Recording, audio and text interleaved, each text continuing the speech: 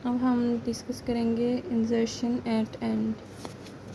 सबसे पहला केस हमने देखा था कि when the list is empty, यानी अभी हमारे पास कोई नोड भी मौजूद नहीं है, कोई लिंक लिस्ट मौजूद नहीं है।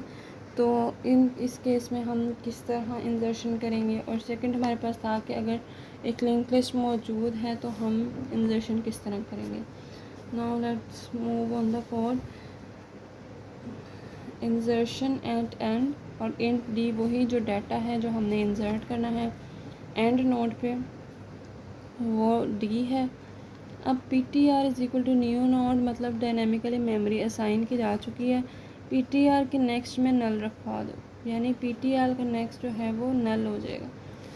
अब लास्ट नोड है, लास्ट नोड जो है वो हमेशा उसका जो नेक्स्ट पार्ट होता है वो हमेशा नल होता है, जिसकी वजह से उसको हमने इफ़ और एल्स स्टेटमेंट के बाहर ही नल कर दिया।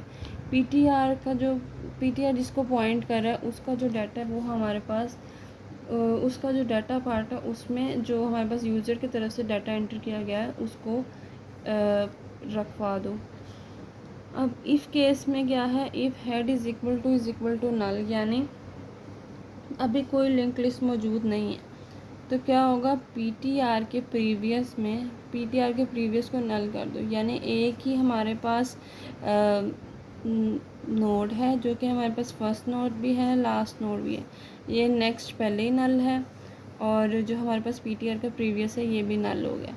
अब ये हमारे पास पीटीआर था, इसका मतलब है कि हेड और टेल दोनों इसको पॉइंट कर रहे होंगे। एल्स पार्ट क्या है, इसको एक दफ़ा हम समझ लें। ये देखें, पीटीआर जो है वो हमारे पास एक डायनेमिकली मेमोरी असाइन हो चुकी है इसको, यानी पीटीआर जो है अभी इसको पॉइंट कर रहा है। अब उसने क्या कहा है, नेक्स्ट पार्ट तो पहले ही नल है। अब इसमें उसने क्या कहा है कि पीटीआर का previous is equal to null, यानी जो पीटीआर है उसका previous is equal to null. यहाँ पे तो हमारा डाटा पड़ा। अब सेकंड लाइन में उसने क्या कहा है कि head is equal to PTR and tail is equal to PTR, तो हेड भी इसको पॉइंट करेगा और टेल भी इसको पॉइंट करेगा। अब हम मूव करते हैं एल्स पार्ट पे। एल्स पार्ट में वो ये कहता है कि एल्स में क्या है कि लिस्ट मौजूद है और हमने उसमें चेंजिंग्स करनी है।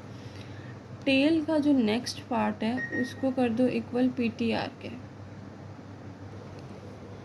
टेल के नेक्स्ट में टेल का नेक्स्ट जो है, यानी टेल जिसको पॉइंट कर रहा है उसके नेक्स्ट में पीटीआर को रखवा दो। अब हम इसको किस तरह से लिखेंगे कि पहले हमने यहाँ पे, अगर हम इसको पहले फॉलो करें, डायनेमिकली मेमोरी एलोकेट हो चुकी है, पीटीआर के नेक्स्ट में जो है वो नल है और पीटीआर में डाटा रख दिया हमने। अब उसने क्या कहा है कि पीटीआर के नेक्स्ट में पीटीआर यानी टेल जो अभी पॉइंट कर रहा है उसका नेक्स्ट, यानी कि ये वाला पॉइंट, इसमें आप पीटीआर का एड्रेस स्टोर करा दो। फॉर एग्जांपल इसका 1x FF1 है, तो यहाँ पे क्या आ जाएगा 1x FF1, ठीक है। अब यहाँ पे नेक्स्ट लाइन है पीटीआर का प्रीवियस, यानी पीटीआर ये है हमारे पास, पीटीआर इसको पॉइंट कर रहा है, इसका जो प्रीवियस है इसमें टेल का एड्रेस लिख दो। टेल का एड्रेस है हमारे पास 1x FF2, तो यहाँ पे आ जाएगा 1x FF2।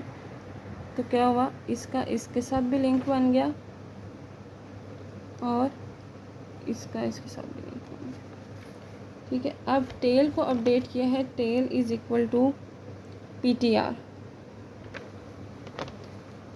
टेल जो है, अब जो टेल है वो ये, अब हमारी लास्ट नोड जो है वो ये है, तो अब क्या हमने किया, इसको अपडेट कर दिया। अब टेल इसको पॉइंट नहीं कर रहा, अब टेल जो है वो पीटीआर को पॉइंट करेगा।